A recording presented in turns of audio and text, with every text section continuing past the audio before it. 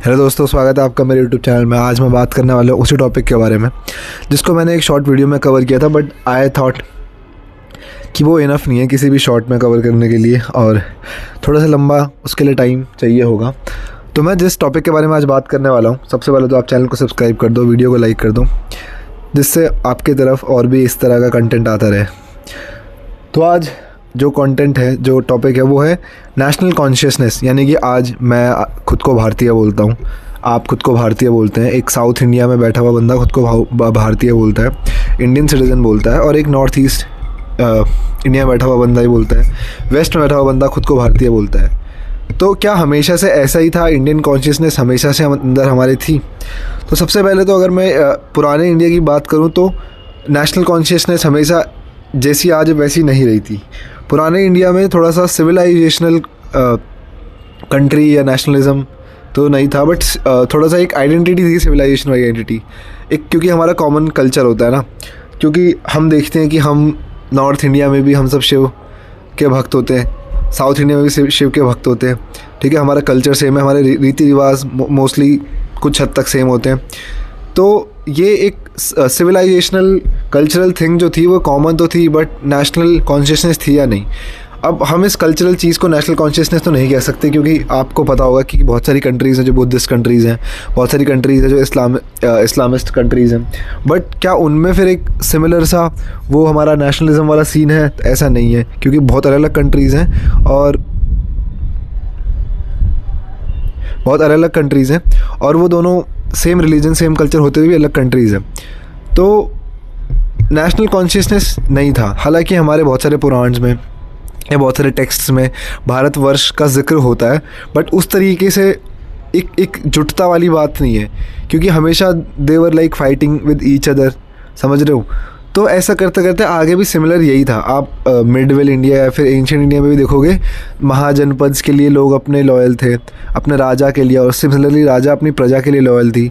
आपको एग्जांपल दूँ, जैसे कि आज अगर एक युद्ध होता है, कोई बड़ी पावर या कोई बड़ी कंट्री इंडिया पर अटैक करती है, तो हम ये नहीं देखेंगे कि कोई बंदा साउथ इंडिया से या नॉर्थ इंडिया से या ईस्ट इंडिया से या वेस्ट इंडिया से, हम सारे एकजुट होकर उस पावर के ख़िलाफ़ लड़ेंगे। बट ऐसा नहीं था किसी भी दौर में पिछले।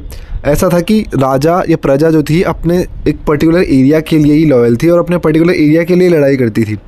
जिस तरह से हम देखते हैं कि मिडवेल इंडिया में जब हम बोलते हैं फॉरेन इन्वेजन, तो फॉरेन जब इन्वेजन हुए तो बहुत सारे लोग उस चीज़ के ख़िलाफ़ थे, तो बहुत सारे लोग उस चीज़ के समर्थन में भी थे। मतलब कि अगर जिस तरीके से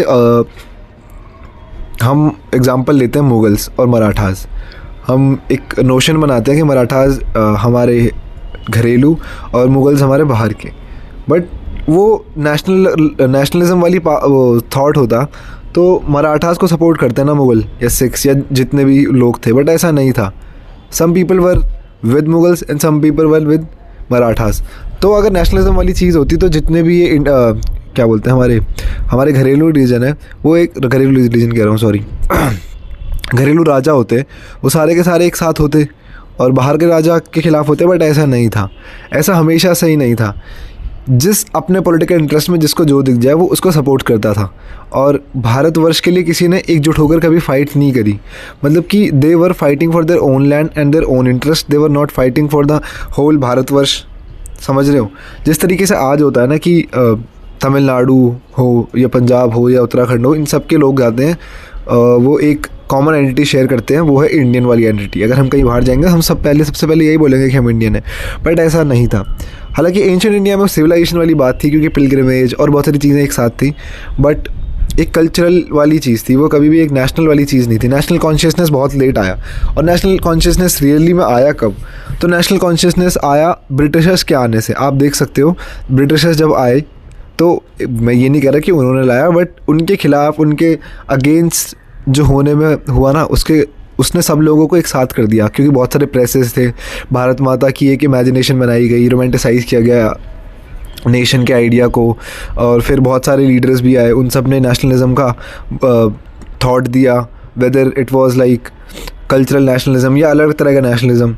तो नेशनलिज्म या इंडिया का थॉट तब आया। हालांकि इंडिया का थॉट पहले से था, लेकिन इंडिया एक आइडेंटिटी वाला थॉट, इंडिया के लिए वो लॉयल्टी वाला थॉट, भारतवर्ष हम बहुत पहले से सुनते हैं, बट जो इंडिया को हम आज देखते हैं ना, वो थॉट जो इंडिया के लिए हम आज सोचते हैं, वो थॉट आया कॉलोनियल रूल में, ठीक है। उस टाइम पे ही नेताओं ने, मतलब नॉट वैसे नेता, लीडर्स ने फ्रीडम फाइटर्स ने, प्रेस उस टाइम पे जो चल रहा था, ठीक है, कार्टूनिस्ट ने, पेंटर्स ने, कवियों ने, वो उन सब ने मिलकर एक भारत माता की इमेजरी बनाई, भारत माता भारत नेशनलिज्म वाला किया, जो कि आज हमारे नेशनलिज्म है। तो फिर हमारे लिए, हमारे अंदर वो एक नेशनल कॉन्शियसनेस आई जो कि पहले बहुत लैक करती थी। यानी कि अगर कोई बाहर का राजा इंडिया पे अटैक कर रहा है तो भारत के दूसरे राजाओं को कोई मतलब नहीं था, ठीक है। वो अपने पॉलिटिकल इंटरेस्ट के हिसाब से ही काम करते थे, like either they were with the king और they were against the king और they were having a neutral stance, like उनको कोई फ़र्क ही नहीं पड़ता था। लेकिन आज ऐसा नहीं है। आज किसी पे भी, कहीं पे भी अगर एक बॉर्डर में एक पॉलिटिकल पावर बाहर की इंडिया पे अटैक करेगी तो ऑब्वियसली बात है हम सबके अंदर एक कॉमन वाली फीलिंग रहेगी कि विद्रोह करो उसका। लेकिन हमेशा से ऐसा नहीं था।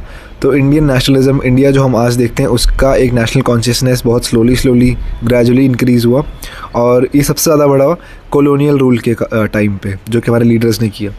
हो आपको वीडियो पसंद आई हो, थैंक यू। चैनल को सब्सक्राइब कर दो, वीडियो को लाइक कर दो।